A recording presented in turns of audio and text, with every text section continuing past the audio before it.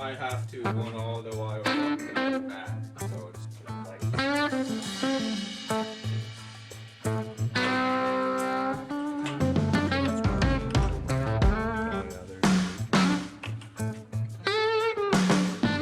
Alright, Highland Riders, it is once again Friday, the last Friday of the month, so happy Friday if you're watching this on Friday. If you're not watching this on Friday, I hope your Friday's coming soon, because weekends, in case you didn't notice, are a really good thing.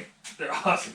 Even better would be all this snow going away, because if you can't tell outside because we got the garage all shut up here, but it's snowing once again, and normally we're like out on the roads almost by now. yeah. Yeah, but we're here in Josh's garage. This is Josh, Island Rider Josh. You may have known him from a couple of rides that we've gone on. We went on that like big asphalt cruise. Yeah, that was fun. We went on that spring early run, which we got to get going again. We got to get a camping trip going, I think. I think that's the plan. Yeah.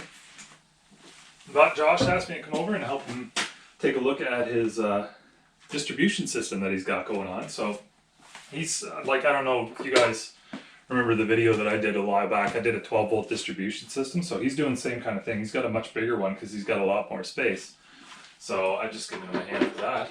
But I think it's what everybody's out is doing pretty much the same kind of thing. It's at this point where we're just getting the bikes ready to go for the spring, and we're just all itching to be out there. Everybody's doing everything that we possibly can. And I know I've done so much on the KLR 650. And I'll go into detail with that in a little bit. We'll head back to my garage here eventually once we get that, and I'll show you the cool things I did. There was a lot of like troubleshooting stuff that I wanted to do from the last time, and I ended up getting that. I think I got the exhaust part fixed. Like I'll talk about it later. But anyway, what we're doing here now is we're just focusing on this. So let's take and get into it a little bit. All right. So this is your CB500X. Yeah. How do you like it? 2022, it's my favorite. I started out with a 2018 Suzuki, and I still have it. It's just at the shop, but yeah, it's my favorite bike. Can get me wherever I want to go, and did a lot of upgrades. Put on the saddle back wax, and got a lot of luggage storage this season. And last season was my first year with it, so yeah. And you got the quad lock there too. I just picked one lock up recently. Yeah. I'm really pumped to give it a try. Oh, it's awesome. Yeah, it's awesome. So what have you been doing to get ready for the spring?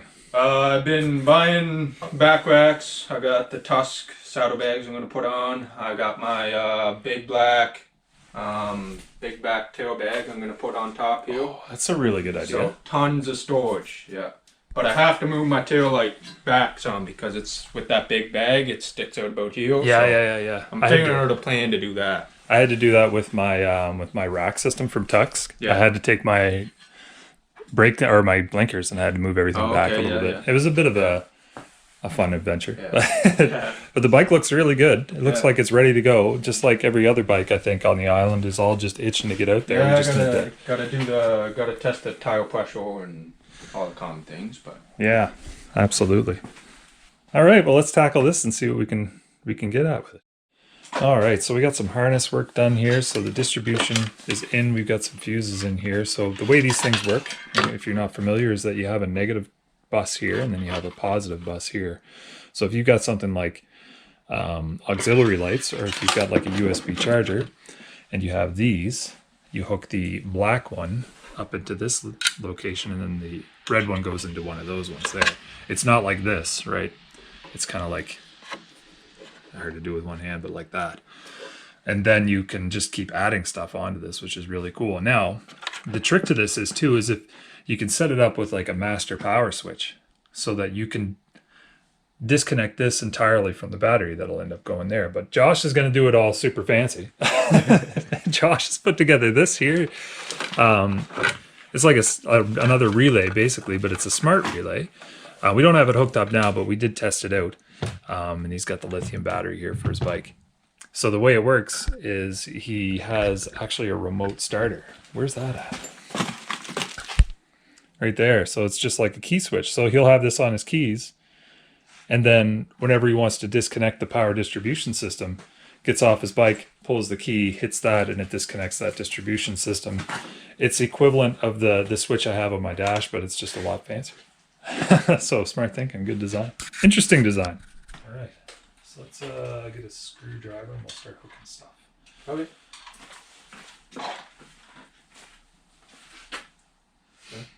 Yeah.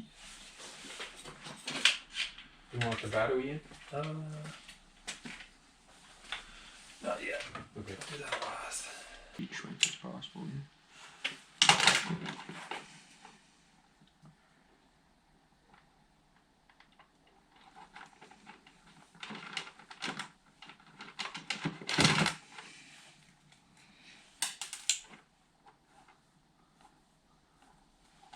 Pretty quick to put these on, eh? Do them enough times, I guess. Let's heat her up. Oh, yes. Just try. That's all right. They don't make them any smaller. All right. There it is. It just happened. So we have it all wired in. It's a bit of a spaghetti monster right now with all this stuff, but that'll be Josh's project to figure out how exactly he wants this to kind of work. But it is set up. We have his trail lights and his USB system on the distribution system here. Now the distribution system has power from this main relay remote switch. The relay remote switch is getting its power from the bike's lithium battery. So that's again a NOCO battery. It fits in there really good, actually. Very surprised how well that fits. So we should be able to power it on and be able to test all the accessories. Well, the bike works. That's a good start. Okay, and distribution. Distribution's active. Okay, front lights. Front lights rock. Nice. All right. Let's see the USB. USB. Let's Nice. see what we got. 12 volts reading. All right. So big test. Disengage using the key remote, the distribution system. Nice, man. Excellent. Can you believe it? That worked first try. Nothing ever works the first time. Like, this is what I've come to learn in my life. But so far, I'm actually 2 for 2 right now. So way to go, Josh. Nice work, man. Yeah. That's an excellent design. I love that. I love the fact that you have like a remote key cutoff. But the CB500X is actually a really awesome machine for doing this kind of electrical modding. And I'll show you the cool things that I found when I was helping Josh out here. So number one, like I said, this is a bit of a spaghetti monster, but look at all this like cavity space here and here and here. There's like tons of room to put this huge distribution box, and mine is like half the size. But in addition to that, he has this little guy right here. Now this is a connector switch that comes right from an ignition switch supply. So he's got an eBay switch coming. So what he'll have as an option is he'll be able to connect this as the main lines for this instead of using this, remote switch system here. But I really like this. This is super cool. So yeah, I think with the success that we have here, I'm going to head us back to my garage and we're going to take a look at the KLR back there, the Silver Fox, and I'll show you a little bit of the things that I'm doing with that to get it ready for the season, and some of the things that I've done over the season that have not been big, money moves on the KLR, but have made a real big difference for me. Anyway, we'll get back to the garage. I'll see you there.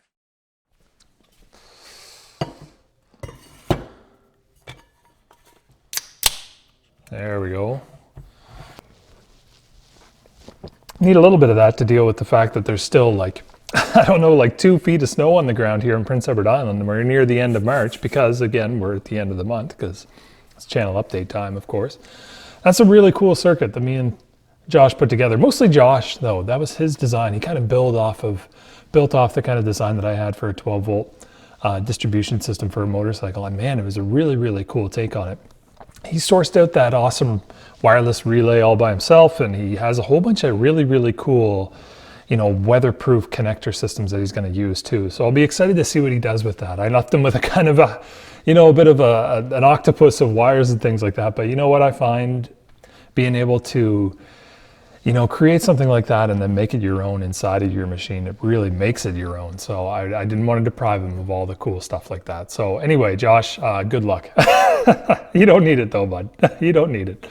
But man, I got some other stuff I want to show you here with the Silver Fox on the kind of the similar level. But before I did that, I wanted to give you kind of a heads up of what we got coming up on the channel and just a little bit of an idea of what I'm working on right now to get some new videos coming up because, I'm working pretty hard at this point.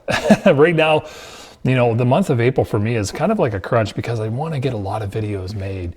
I want to build that buffer up again so that, I can have a lot of videos in the stockpile so that I can continue to have, new videos every Monday. Because that's what we're about here. If you are new to Island ADV and, we try to do new videos every Monday. We try to do these channel updates here at the end of every month, the last Friday of every month when we can make it possible. And I like to have this time to kind of connect the timelines because we get a little bit distanced when I start filming the videos a little bit far in advance. But, March's videos are awesome. I had a really great time on those adventures and also just making those videos. I really enjoy the editing process.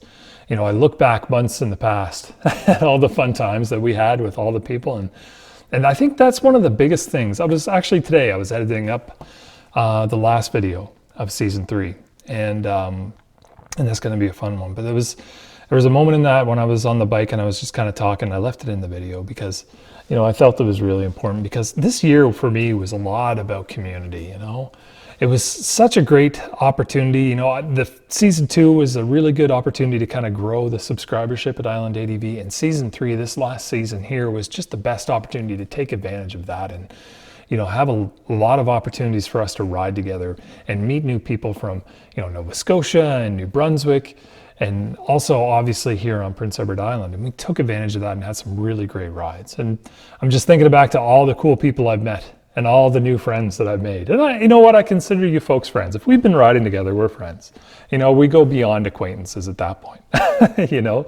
That's for sure. Oh man, such a good time. But we do have a little bit of season left. That's for sure. We do have still all the month of April. At the end of April, at the 1st of May is when we start season 4 on Island ADV. So that's what I'm working towards now. But we do have some really cool videos coming up. So to kick us right off of the 1st, we have a bit of another team up ride. My buddy Marcus from Fredericton, where I spent a lot of time in Fredericton a long while ago. He came up on his BMW GS and he helped me clear out the Clyde run because there's just so much damage there. I put it up in a community post here this week about just how much damage was done by Hurricane Fiona. You got to see it to believe it. Yeah, pretty much all of the new routes that we've unlocked, every time I'm like, new route unlocked, all of those are pretty much wiped out. So we're all trying to dig through the trees. So that's what we do. We get together, we go for a nice sunset ride up through Millvale there and up more around actually Mill Road and Brookvale and things like that. The real fun, climbs and things. But we have to work for it. After that, we have a fishing series. Yes, one more fly fishing series. Fly fishing moto camping series, really, is what I should call it. Just in time for fishing season here on Prince Edward Island. Fishing season starts April 15th, so it's kind of cool how that kind of coincides with the hype train of getting ready for the new fishing season. So I'm almost got that one done. It's really cool. I spend a lot of time. It's a 3-episode thing, and I spend a lot of time on the 2nd episode just being about camp. So there's a lot of us just, trying to find a campsite. Once we get into the campsite, it's like getting it ready, getting it set up, having a little bit of a meal. And in the morning, it's the same kind of thing. And I will say something a little bit different that I did on this fly fishing trip and series that I've done in the past. I actually caught fish. So there we go right there. I actually fish plural too. Of course, at the last episode, but it's a good one, I went out with my buddy Morgan. And, it's starting to get me in the mindset of fishing again here soon. So I'm going to have to get out to Escape Anglers here down in Charlottetown and get my kit sorted out. But yeah, so things are starting to turn out. I'm getting things prepped for season 4. I've got a lot of stories laid out on the story idea board that I usually keep on my phone. And I've got the big trip. I've got a lot of that actually planned already, which is uncharacteristic for me. Usually I leave it, procrastinate, but it's getting ready. The ride team, if you will, has kind of been selected. So our riders are ready for that. So I can't wait to share that with you way into the future. So far away, but still so excited. Anyway, let's take a look at the KLR. I said I had some stuff to show you, so I might as well show it to you. Let's go have a look. Every channel update, this thing seems to get a little bit more put back together, doesn't it? We got the big gas tank back on there now. I will say I took the tank pads off. Just because they're starting to peel off, water was getting in there and stuff. It wasn't looking great. So I've got some new ones on the way for that I think will look really good. But you know what? It kind of was the year for me to do the suspension. But I decided not to do that. Number one, because I bought some other stuff. But and number two, really, because, you know, I wanted to spend some time doing some quality of life stuff to the bike. You know, it was time for that. So I spent some time just really digging into it. You know, I went in and I cleaned up the carburetor really good. I tore it all down and I replaced some key parts. I replaced the float valve on it, and I replaced the float bowl gasket and such as well. So already with that in, the bike feels and sounds a lot better. You know, I also did up the air filter. The air filter is already in good to go. We got a brand new one in there. And also I took apart the entire exhaust, right from the header here all the way back to the actual muffler itself. It all came off, and I just banged it around and got all the carbon and stuff out of there. And then I put the new gasket on the header as well. And that sounds better. I had the bike started up and it just sounds really better. You know, so all of that really feels good. In addition to that, I got a brand new rear sprocket, brand new front sprocket, and a brand new chain. Again, thanks to Mitch at Bolger Motorsports for hooking me up with some good parts. Of course, I pay for them, but you know, definitely Mitch is the man. Whenever I need a set of parts, I get it. But one really cool thing that I like that I added this year, big quality of life, was the lithium ion battery. Oh, here it is right up here. Yeah, I got the box still for it.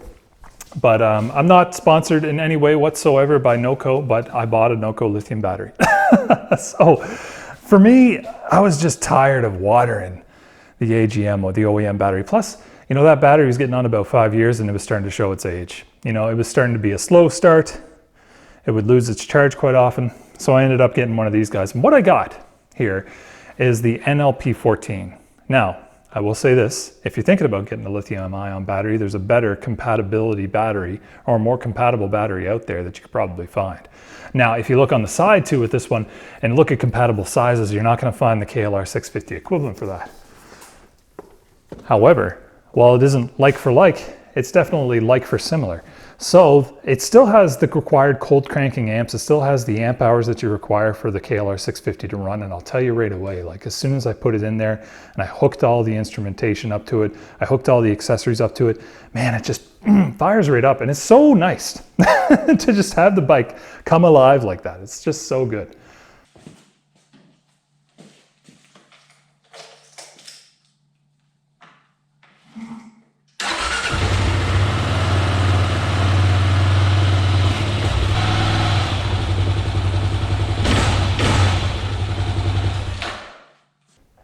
But here's where the compatibility issue is. Now, you take a look at that.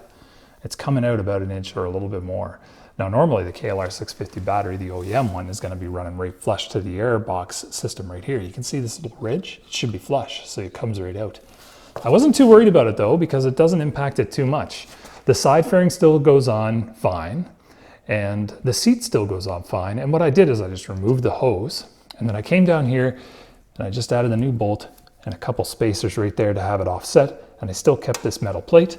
And then I added enough of the little blocks, like little Lego building blocks, to help seat it in there to the right height as well.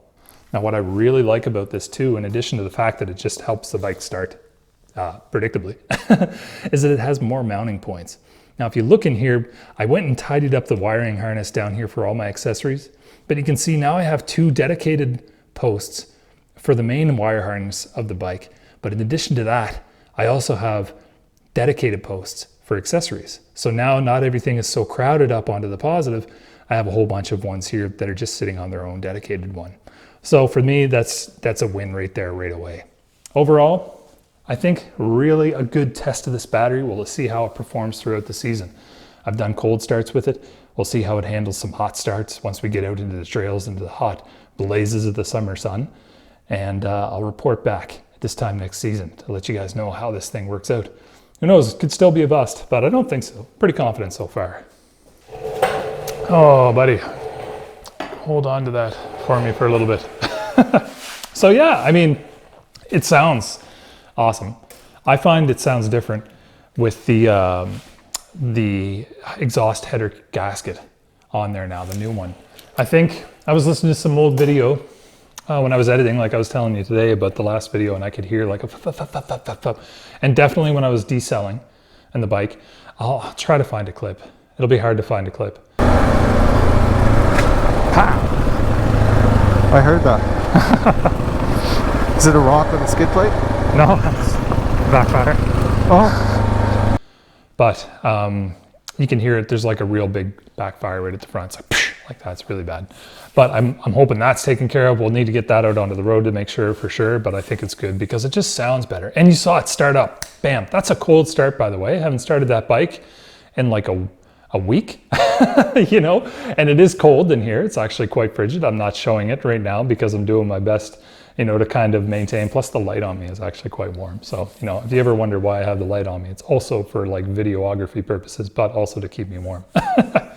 So yeah, I'm really, really, really pumped for the snow to melt. Please melt snow. Oh my God, I can't take another weekend where we just hit another March blizzard. By this time, it should be gone.